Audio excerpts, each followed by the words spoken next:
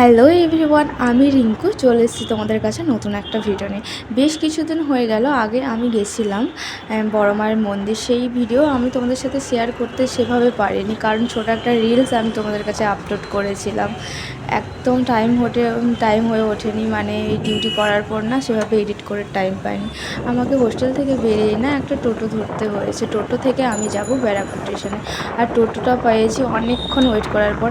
আর এত পরিমাণে ওই দিন রোদ, মানে আমি রোদের কথা বলতে পারছি না, পুরো বাইরের দিকটা আমি ভিডিও করেছি তাই তোমাদের জন্য, তোমরা দেখলেই বুঝতে পারবে খুব রোদ উঠেছিল ওই দিন ব্যারাকপুর স্টেশন থেকে ট্রেন ধরে আমাদের স্টেশনে পৌঁছাতে হবে। তো স্টেশনে অবশ্যই আমরা পৌঁছে গেছি ট্রেন ধরে প্রায় কম করে হলেও 500 স্টপেজ আমাদের ব্যারাকপুর স্টেশন থেকে নৈহাটি জাংশন থেকে নেমে মায়ের মন্দিরে যাওয়ার জন্য তোমরা পায়ে হেঁটেও যেতে পারো, বা তোমরা রিক্সা করতে পারো, বা ওখানে অনেক রকম টোটো করতে পারো, অটো করতে পারো, যার যেমন। পায়ে হেঁটে যদি যাও বেশি না, কম মানে ধরে নাও 6-7 মিনিট লাগবে সামনেই।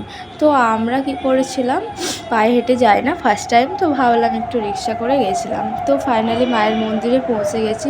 মন্দিরে পৌঁছে দেওয়ার পর এখানে পুজো দিলাম।